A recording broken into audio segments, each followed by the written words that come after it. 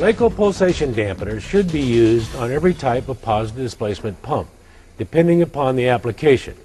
I'm going to demonstrate for you how a Blaco dampener can be used on several different applications and with various types of positive displacement pumps.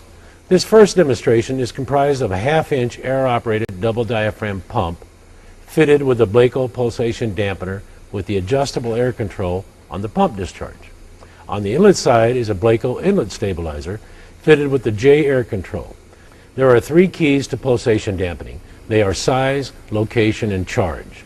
The size of the pulsation dampener is based on type of pump, volume per stroke of the pump, and the desired percentage of dampening.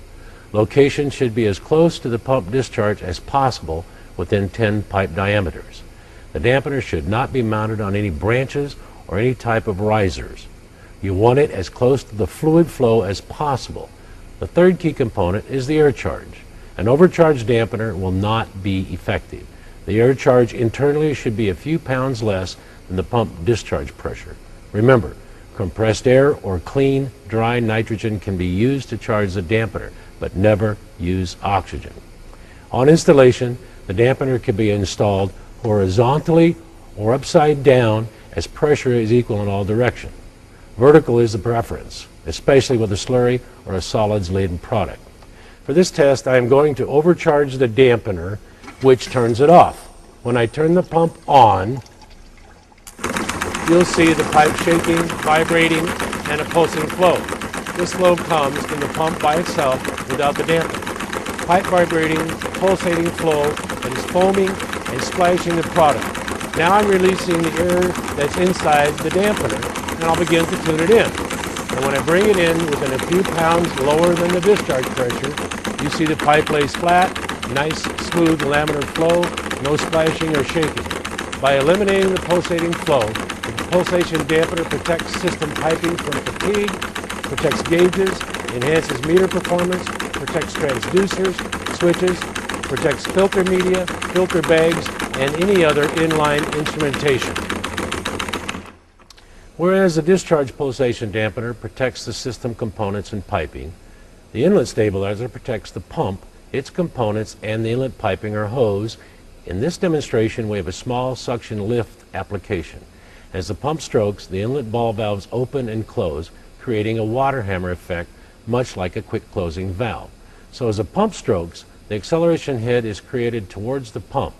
The ball valve closes, stops that flow, and reverses it. On the next inlet stroke, the pump must overcome that pressure wave going backwards because of suction lift and re-energize the fluid forward into the pump. That causes a lot of stress on the pump and its components, including the diaphragms, and bounces around the inlet piping and hose. To demonstrate this, I'm going to put a little extra head on the discharge since we have a very short suction lift. The greater the differential of pressure between the discharge and the inlet of the pump, the more rapid and positive the seating of these ball valves will be, creating a more violent pressure spike. To demonstrate the inlet stabilizer, I'm going to overcharge it and remove it from the system. Now, as I turn the pump on, you will be able to see the pressure wave going back down the piping system, and the pipe will be shaking, and that's the pressure shock created when the ball valves close. So again, as those ball valves close, it sends a shock wave down the inlet piping. Now, with the unique J model, I'm going to take the air pressure out of it and pull a slight vacuum on the bladder.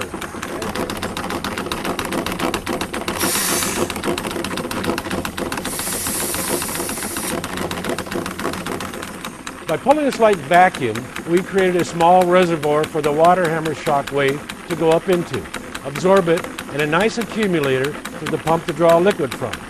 Now you can see that the water hammer spike has been eliminated and the system is running efficiently and the pump is at its maximum performance.